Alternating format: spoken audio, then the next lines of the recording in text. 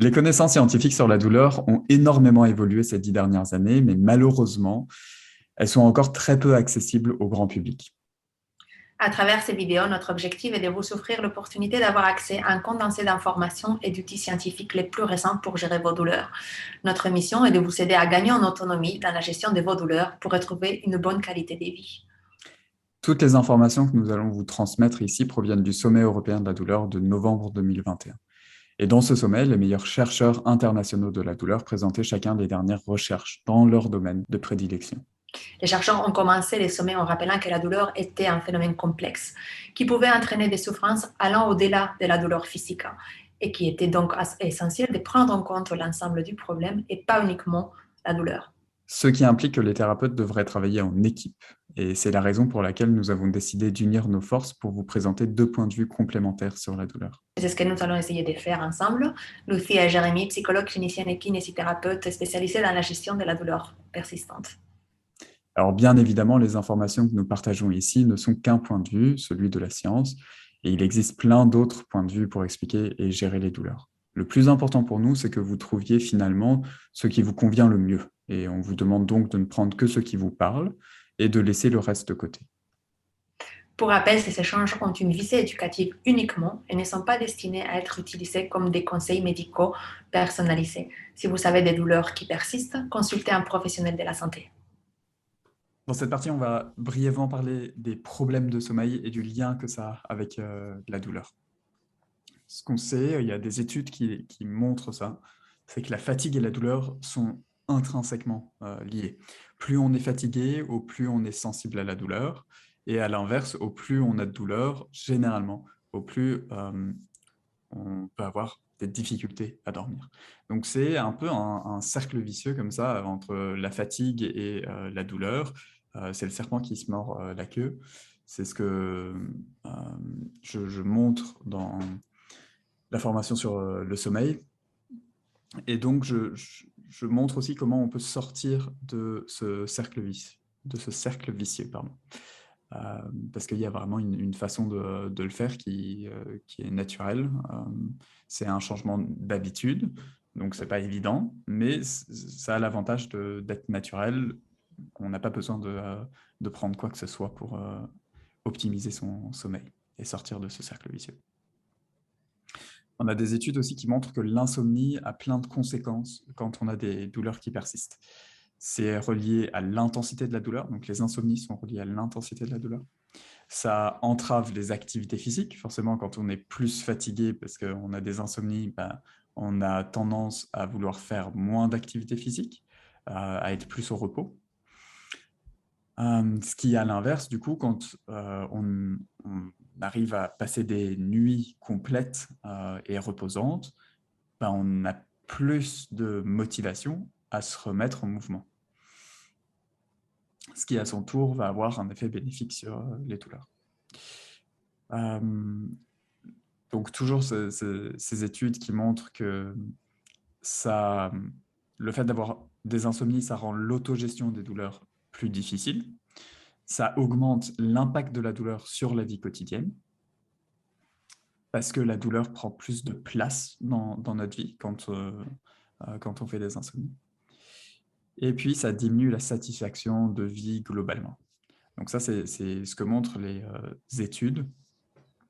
Et ce que moi, en tout cas, personnellement, je vois aussi avec les personnes que j'accompagne. Le sommeil, en fait, c'est souvent le nœud central. Et à partir du moment où on commence à défaire ce nœud-là, il y a plein de conséquences bénéfiques sur l'ensemble de la vie, sur le reste du quotidien. Donc on va, par exemple, être plus motivé à se mettre en mouvement, on sera de meilleure humeur. On a récemment eu une participante d'Éclore qui nous disait ça. Elle a beaucoup de mal à dormir et elle a eu 2 nuits où elle a réussi à dormir correctement. Et elle nous disait, mais c'est incroyable ce que ça change. J'étais de bien meilleure humeur, j'allais beaucoup mieux dans ma journée, j'étais plus avenante avec les autres, j'avais moins de douleur. Donc, ça peut vraiment, simplement travailler sur le sommeil, ça peut déjà avoir beaucoup d'effets bénéfiques. Et ah oui, c'est simplement cette même participante qui nous disait que tous les thérapeutes, en fait, devraient s'intéresser au sommeil et à l'alimentation avant même de s'intéresser aux douleurs. Et je trouvais ça assez parlant. C'est que souvent, ce qu'on voit, c'est que quand on a des douleurs qui persistent, on a généralement de la fatigue chronique et que cette fatigue est plus handicapante, elle est plus difficile à vivre que les douleurs en elles-mêmes. C'est quelque chose que moi, j'entends beaucoup des personnes que j'accompagne. Parce que toi, c'est quelque chose que tu as aussi entendu. Oui, tout à fait, ouais, tout à fait. La fatigue, elle est terrible, oui. Elle est très handicapante, tout à fait. Ouais. Et c'est dans les cercles vicieux dont tu parles, hein, ça n'en sortent pas. Ouais. Tout entraîne les cercles vicieux, la fatigue, la douleur, l'insomnie. Et il faut vraiment casser les cycles. Ouais, se libérer de ce cycle-là. Est-ce que tu as des petites pistes à donner comment tu Ouais. travailles? Alors, ouais, je vais en parler maintenant. Je voulais en parler après, mais je vais en parler maintenant. C'est de comprendre comment fonctionne le sommeil. Donc ça, c'est la première partie, c'est de comprendre en quoi un sommeil est récupérateur. Parce que ça permet de comprendre quels sont les comportements à mettre en place et les croyances à avoir vis-à-vis du sommeil pour l'optimiser. Et rien que ça permet déjà, je me rappelle d'une séance récemment que j'ai eue, où la personne que j'accompagnais, je lui ai simplement fait cette éducation sur le sommeil. Et le simple fait de comprendre comment fonctionnait le sommeil, ça lui a permis d'avoir tout plein de réalisations sur sa façon de gérer son sommeil et de se rendre compte qu'en fait, il y avait plein de choses qui n'allaient pas. Par exemple, elle faisait des siestes ou alors elle faisait plein de choses dans son lit. Et on sait que ce n'est pas optimal parce que l'idée, c'est d'associer un maximum le lit au sommeil. Donc, il faudrait, dans le lit, ne faire que dormir. Et tout le reste devrait se faire ailleurs. Même la lecture du soir, idéalement, il faudrait le faire ailleurs. Donc tout ça pour dire que cette personne que j'accompagnais, en une séance, simplement en comprenant comment fonctionnait le sommeil, ça lui a permis d'avoir tout plein de réalisations, de prise de conscience sur sa façon de gérer son sommeil. Et du coup, elle s'est fixé tout plein d'objectifs pour la séance d'après pour optimiser son sommeil. Et je trouvais ça super intéressant que simplement en comprenant ça, ça lui a permis de changer des comportements. Donc ça, c'est la première partie. Après, il y a j'utilise un outil pour mesurer le sommeil, pour l'évaluer soi-même. Et en fonction de ça, de calculer la qualité de sommeil, qui est en pourcentage. Et en fonction de cette qualité de sommeil, d'ajuster le sommeil pour l'optimiser, avec tout un tas de petits outils. Donc, de comprendre comment fonctionne le sommeil, de le mesurer, et ensuite de l'évaluer. Et à partir du moment où on l'évalue, on sait mettre en place des outils qui sont cohérents, enfin qui vont nous permettre, nous individuellement, d'améliorer ce sommeil-là. Et il y a également une partie qui a beaucoup aidé une des participantes actuelles d'Éclore, qui est sur le fait de reprogrammer le cerveau à dormir. Et donc là, on travaille plus sur les croyances que l'on a, les pensées que l'on a vis-à-vis du sommeil.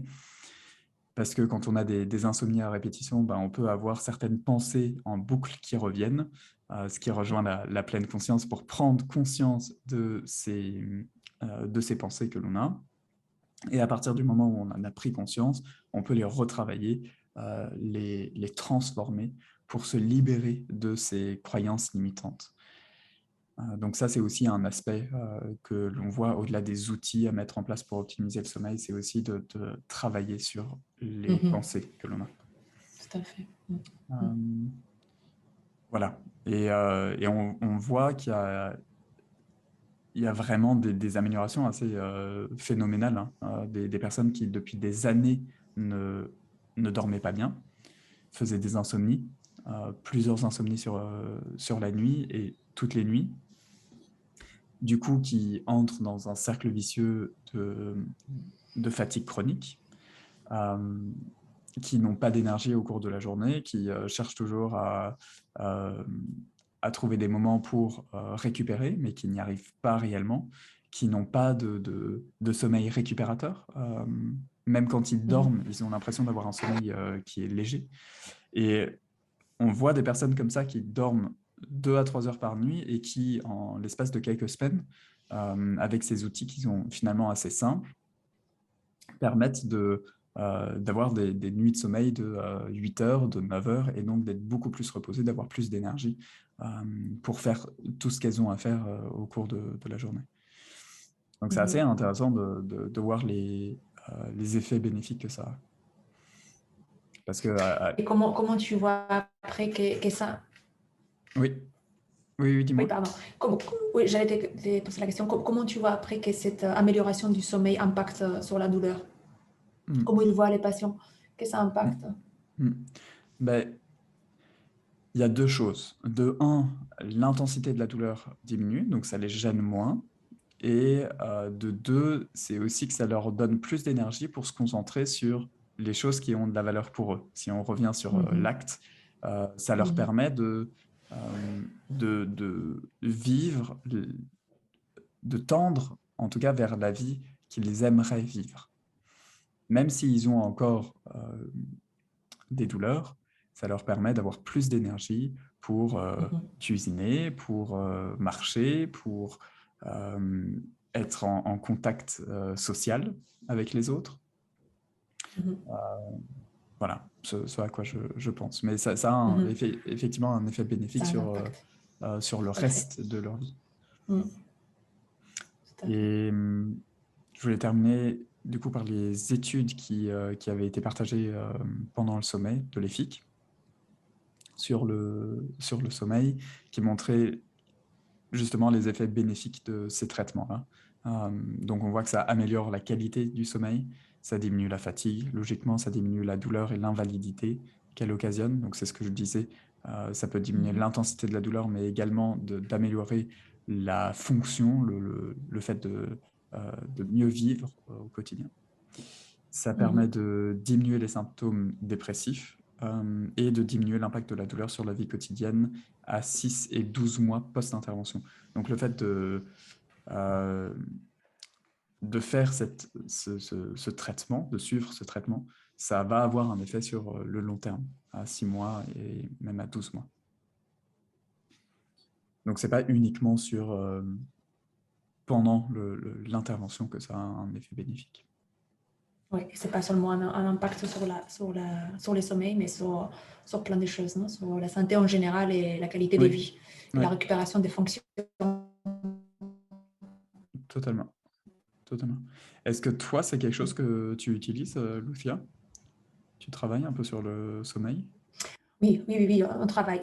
Oui, voilà, c'est encore, comme on dit, c'est un des grands piliers des traitements, non, avec l'alimentation, comme tu disais tout à l'heure, la gestion des émotions. Enfin, il y a des grands piliers comme ça. Les sommeils, c'est un des grands piliers, parce qu'on en parle. C'est vraiment un des grands problèmes qui rentre dans les tableaux de la douleur chronique et qui impacte la vie et qui impacte la douleur, mais voilà, c'est le cercle vicieux dont on parle depuis le début. Donc oui, c'est quelque chose qu'on travaille, pareil, avec l'instauration des nouvelles habitudes et la prise de conscience, voilà, comme tu disais, de l'importance d'un bon sommeil réparateur pour pouvoir aller mieux, pour déjà essayer de soulager la douleur, mais aussi gagner en qualité de vie, et comme on disait tout à l'heure, avec tous les bénéfices que ça a.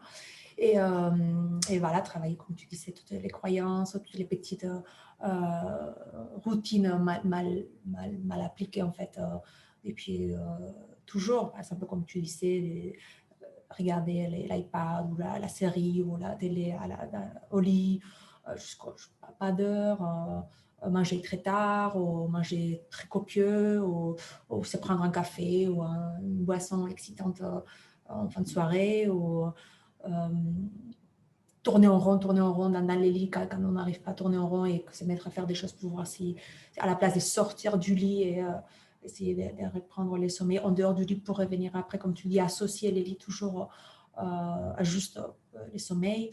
Donc oui, c'est un travail très important et comme tu dis, il y a beaucoup quand il y a un résultat, ça impacte de façon très bénéfique la qualité de vie et la douleur. Oui. Donc c'est un pilier voilà, fondamental comme travail. Ouais. Et pour rebondir sur ce que tu disais, il y a effectivement tout un travail à faire sur comment on gère la routine du soir.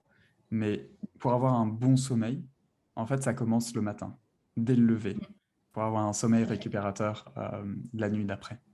Et c'est tout un travail de restructuration de toute la journée pour réguler le cycle circadien et arriver du coup à bien dormir la nuit d'après. Mais ça commence dès le matin, dès qu'on se réveille, et tout ce qu'on va faire sur la journée va avoir un impact sur le sommeil. Parce que ça va aussi aider notre corps à produire les hormones qui vont nous aider à produire de la mélatonine, tout ce qui est électrique, enfin, précurseur de la mélatonine, c'est une préparation du corps pour nous amener petit à petit à l'endormissement et à la récupération et que notre système immunitaire se mette à récupérer pendant ces heures des sommeils tellement importantes pour nous, pour notre santé, c'est sûr. Oui, donc comme tu dis, c'est tout un travail en amont qui commence dès le début de la journée et qui voilà, continue tout le long de la journée jusqu'au moment où on se met dans les lits. Ouais, c'est important. Tout ce qu'on fait dans la journée, c'est important. Ouais, pas seulement la dernière demi-heure quand on est dans les lits déjà, c'est dire oh là là, il faut déjà qu'on dorme. Ouais, tout à fait. Tout à fait. Donc voilà, c'est une partie hyper importante. C'est vraiment un pilier. Et ça a beaucoup d'effets bénéfiques, donc c'est chouette de pouvoir travailler là-dessus.